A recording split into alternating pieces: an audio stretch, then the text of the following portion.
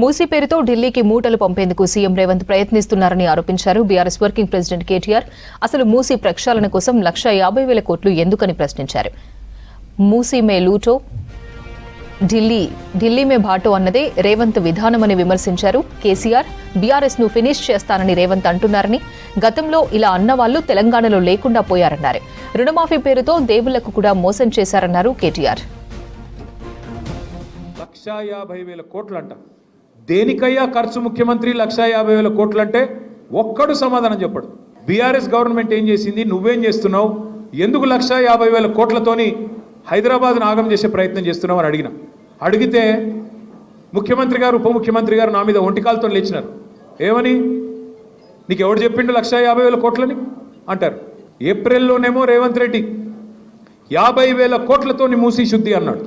ఇవాళ అదే ముఖ్యమంత్రి ఏమంటాడు, ఎవరన్నారు మీకు ఏడికెళ్ళి వచ్చింది నెంబర్ అంటాడు. అరే నువ్వే చెప్పినావు స్వామి చూడు అంటే నేను చెప్పలేదు అన్నాడు. నేను అందుకే అడుగుతా ఉన్నా, ముఖ్యమంత్రి సమాధానం చెప్పు. బఫర్లో మల్లయ్య ఇల్లు ఉండకూడదు ఎట్లా, మాల్ ఉంటుంది ఎట్లా, సమాధానం చెప్పు. ఎవడి కోసం 1,50,000 కోట్లు పెడతానంటున్నావు, దేనికోసం పెడతానంటున్నావు మాకు అర్థమవుతున్నది. మూసీమే లూటో ఢిల్లీమే బాటో.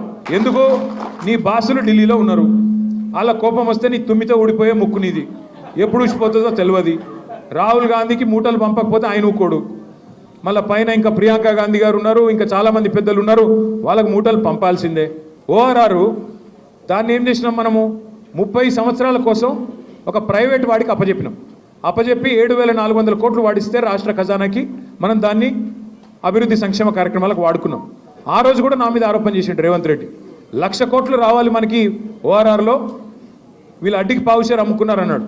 నేను ఇవాళ రేవంత్ రెడ్డి గారిని ఒకటే అడుగుతా ఉన్నా, అయ్యా ఆనాడు అపోజిషన్లో ఉన్నప్పుడేమో మాట్లాడుతీవి ఓఆర్ఆర్ 1,00,000 కోట్లు రావాలా అంటివి, మళ్ళీ ఇవాళ నువ్వే మున్సిపల్ మంత్రివి, తెచ్చి చూపెట్టు. నేను వద్దన్నానా, క్యాన్సిల్ చేయి, ఓఆర్ఆర్ టెండర్ క్యాన్సిల్ చేయి, నేను తప్పు చేసిన రుజువు చేయి, నేను వద్దన్నా.